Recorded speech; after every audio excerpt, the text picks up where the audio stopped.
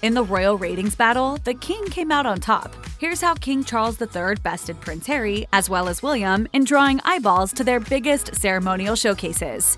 When a British royal gets married, it is inevitably a big day for television viewership around the world, as people from many countries tune in to watch the pageantry and glamour of a major royal event. For instance, when the then Prince Charles married Diana Spencer on July 29, 1981, a record-breaking 750 million people in 74 countries tuned in for the live broadcast of the wedding, according to Guinness World Records. The Telegraph reports that an estimated 17.9 million people in the United Kingdom tuned into various networks in order to watch as Prince Harry married Meghan Markle on May 19, 2018, in a ceremony at Windsor Castle. This was about on par with how many people in the UK tuned in to watch Prince William marry Kate Middleton in 2011, an event which drew an estimated 17.6 million UK viewers, Hello Magazine notes. And while royal weddings are considered amongst the most star-studded and joyous occasions that the British royal family engages in, there is one type of occasion rarer and even more over-the-top as far as spectacle: the coronation of a monarch. When King Charles and his wife Queen Camilla were crowned at Westminster Abbey on Saturday, May 6, 2023, it was the first such event since 1953, when Charles's late mother, Queen Elizabeth II, had herself been crowned. While King Charles is committed to a scaled-back monarchy and took steps to reduce the pageantry and some of the less tasteful traditions involved in coronations of the past, it was still an event of mythic proportions.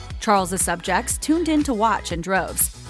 Is absolutely fascinating to people all around the world. You can see that by the scale of media interest.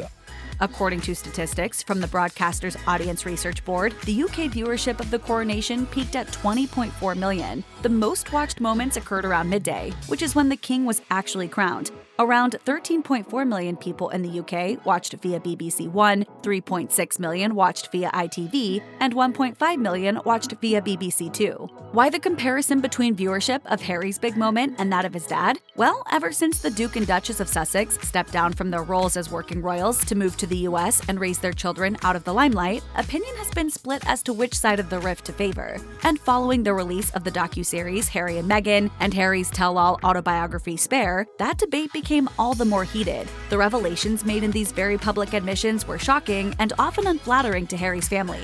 As such, when it became public news that though both Harry and Meghan had been formally invited to attend the coronation of King Charles, royal fans immediately began to speculate as to whether they would attend, and if they did, how they would be received. As it turned out, Meghan chose to stay home with the couple's two children, Princess Lilibet and Prince Archie, whose fourth birthday actually fell on the same day as the coronation. While Harry did attend the coronation in person to support his father, he was seated away from the rest of his family and did not take part in any of the post-ceremony public celebrations or other festivities. Instead, he headed back to his home and to his wife and children, considering that it was his son Archie's birthday. It was a decision some felt was appropriate and classy, and that upset others.